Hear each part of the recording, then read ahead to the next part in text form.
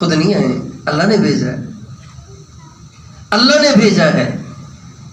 اس جملے کو میں 3-4 دفعہ دہراؤں گا تاکہ آپ اچھی طرح دھیان سے اس کے اندر چلے جائیں، اس کے مفہوم کے اندر چلے جائیں۔ اللہ نے بھیجا ہے، خود نہیں آئے۔ اللہ نے بھیجا ہے، خود نہیں آئے۔ اللہ نے بھیجا ہے، خود نہیں آئے۔ جب کسی کو بھیجا جاتا ہے تو اس کو ذہن میں ہوتا ہے کہ نہیں ہوتا کہ مجھے کسی نے بھیجا ہے، میں نے یہ کام کرنا ہے۔ میں کسی ساتھی سے کہوں کہ مجھے پیاس لگ رہی ہے، آپ پانی تو لا دو، وہ یہاں سے اٹھ کے بھی گیا ہے اور جا کے کھیل کود میں لگ گیا، گھنٹہ گزر گیا، پانی نہیں پلایا، تو میں کیا کہوں گا اسے؟ اور کہوں گا تو اسی کو جس سے زیادہ تعلق ہوگا، تو کیا کہوں گا اسے؟ یار تو عجیب آدمی ہے، اچھا تعلق ہے تمہارا، بڑا بے حس آدمی ہے تو، یار بڑا بے شرم آدمی ہے یار تو، پانی کے لیے بھیجا ہو جا کے کھیل میں لگ گئے۔ اللہ نے بھیجا ہے مجھے اور آپ کو، اللہ نے بھیجا ہے، خود نہیں آئے۔ کسی کام کے لیے بھیجا ہے، اس کو کر رہے ہیں کہ نہیں کر رہے ہیں؟ مستظر رہتا ہے، ذہن میں رہتا ہے کہ بھئی میں خود تھوڑی آیا ہوں، مجھے تو کسی نے بھیجا ہے، لہذا میں نے تو وہی کرنا ہے۔ ادھر مولانا جمشید صاحب، اللہ نے کچھ دن ان کے ساتھ رہنے کا موقع دیا، تو انہوں نے کوئی چیز، کوئی لفافہ رکھا ہوا تھا، ان کا وہ اٹھا کے لاؤ، ذرا اخروٹ سے ذرا لفافہ اٹھا کے لاؤ۔ تو وہ لفافہ میں اٹھا نہیں گیا، تو بس جیسے یہ الماری رکھی ہوئی نا کتابوں والی، اتنی دور وہ لفافہ رکھا ہوا تھا، تو وہاں سے اٹھا کے مولانا یہاں بیٹھے ہوئے، میں وہاں سے چل کے یہاں آیا، تو راستے میں ایک طالب علم مل گیا، راستے میں ایک طالب علم نے کوئی سوال کیا مجھ سے، 1 سیکنڈ کھڑے ہو کے میں نے اس کو جواب دیا، 1 سیکنڈ 2 سیکنڈ کھڑے ہو کے جواب دیا اس کو۔ پھر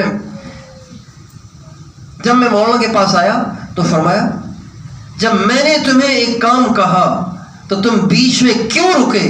تم نے اس کو کیوں نہیں کہا کہ میں کسی کام میں مصروف ہوں، تمہیں جو پوچھنا ہو بعد میں پوچھنا؟ تم بیچ میں ٹھہرے کیوں ٹھہرے؟ جس کام کے لیے تمہیں بھیجا تھا کہ یہ چیز اٹھا کر لاؤ، تو تم اسی کو اٹھا کے فوراً میرے پاس آ جاتے، ٹھہرے کیوں تم بیچ میں؟ اصلاح کے لیے اتنے غصے ہوئے کہ میں وہ لفافہ پکڑا کے تنہائی میں جا کے رویا۔ میں نے کہا اتنا ڈانٹتے ہیں یار تھوڑی سی بات پہ؟ لیکن نہیں، بڑوں کی نظر بڑی ہوتی ہے۔ سمجھ میں آیا کہ جس کام کے لیے بھیجا جائے اسی میں لگا جائے، اس میں تاخیر نہ کی جائے، اس میں کوتاہی نہ کی جائے۔ یہ سبق سمجھانا مقصود تھا۔ اللہ نے بھیجا ہے، کس نے بھیجا ہے؟ سب بتائیں، اللہ نے۔ سب بتائیں، اللہ نے۔ اور پھر کہیں اللہ نے، سب سے بڑے نے، اور وہ دیکھ بھی رہا ہے ہر آن گھڑی، اس کی نظر ہمارے اوپر ہے کہ اس کو میں نے بھیجا ہوا ہے، یہ کس کام میں لگا ہوا ہے۔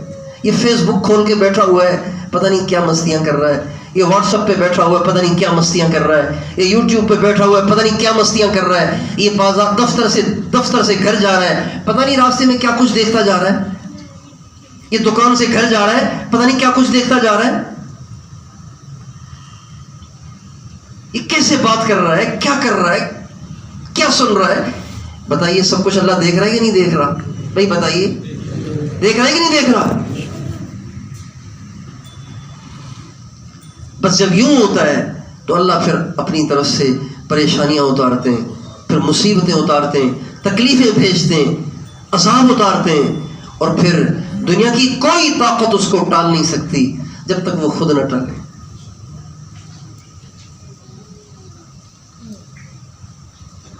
اس لیے بھائیوں، غفلت اچھی نہیں ہے،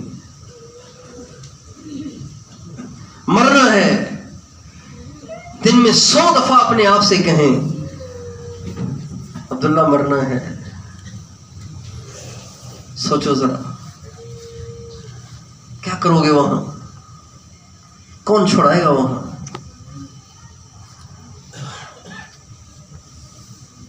آج تو موبائل جیب میں ہے، کوئی پریشانی آتی ہے فوراً فون کھڑکا دیتے ہیں، اجی ہماری گاڑی خراب ہو گئی ہے، یہاں جنگل میں کھڑے ہوئے ہیں، تو آپ جلدی سے کسی مستری کو لے آئیں مہربانی کر کے۔ تو دوست جو وفادار دوست ہوتا ہے اسی وقت مستری کو اٹھا کے وہاں پہنچ جاتا ہے۔ کنوینس نہیں ہے. ابا کو اٹیک ہو گیا ہے, فوراً فون کھڑکا دیا, اجی جلدی سے گاڑی لے آؤ, ابو کی طبیعت ٹھیک نہیں ہے, اس کو ایمرجنسی لے کے جانا ہے. فون کھڑکا دیا, مسئلہ حل ہو گیا. قبر میں کیا ہوگا؟ وہاں کون سا نیٹ ورک چلتا ہے, وہاں کون سی سم چلتی ہے, وہاں کس سے رابطہ ہو سکتا ہے, کون مدد کے لیے آ سکتا ہے؟ کیوں نہیں سوچتے اس کو؟ کیا یہ دن نہیں آنا؟ کیا یہ مراحل, ان مراحل سے نہیں گزرنا؟ کیا ان مراحل سے نہیں گزرنا؟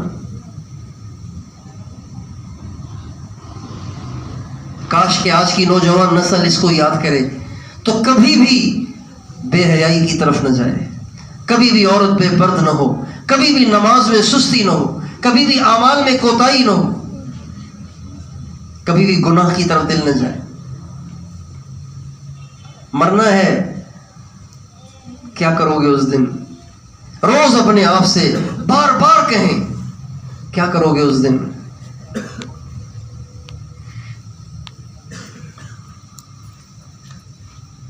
ہمارے حاجی صاحب کے پاس ایک دفعہ میں گیا تو پریشان تھے, تو خود ہی فرمانے لگے, یار میں بہت پریشان ہوں. میں نے کہا کیوں؟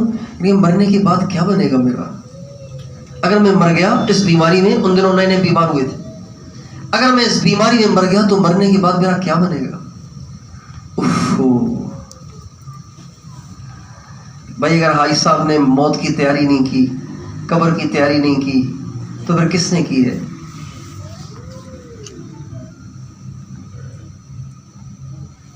مرنے کے بعد کیا بنے گا؟ بہت ڈر لگ رہا ہے مجھے. پھر فرمانے لگے یار دعا کرو اللہ مجھے جمعے کا دن دے دینا تو مسئلہ آسان ہو جائے گا.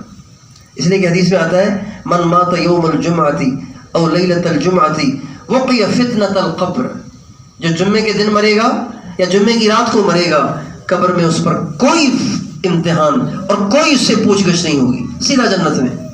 جو جمعے کے دن مرے گا یا جمعے کی رات کو مرے گا. اس لیے فرما رہے تھے یار دعا کرو اللہ مجھے جمعے کی رات جمعے کا دن دے دینا تو مسئلہ بڑا آسان ہو جائے گا. جنہوں نے تیاریاں کر رکھی تھیں وہ تو پریشان تھے. یہ عجیب ہم لوگ ہیں کہ جن کے پاس نیکی بھی کوئی نہیں ہے اور ایسے ریلیکس پھر رہے ہیں.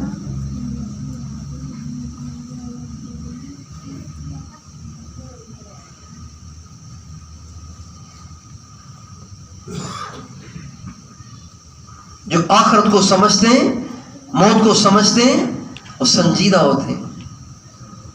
ان کی طبیعتوں میں مستی نہیں ہوتی, ان کی طبیعتوں میں فضولیات نہیں ہوتی, ان کی طبیعت لغویات کی طرف نہیں چلتی. سارا دن مستیاں کرتے رہتے ہیں نوجوان, بڑے بھی چھوٹے بھی سارے, سارا دن ہنسی مذاق کی محفلیں گرم رہتی ہیں,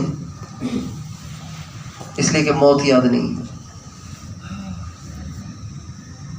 قبر یاد نہیں, قبر میں گلنا یاد نہیں ہے, سڑنا یاد نہیں ہے, پھٹنا یاد نہیں ہے, ریزہ ریزہ ہو جانا یاد نہیں ہے, کیڑوں کی خوراک بن جانا یاد نہیں ہے.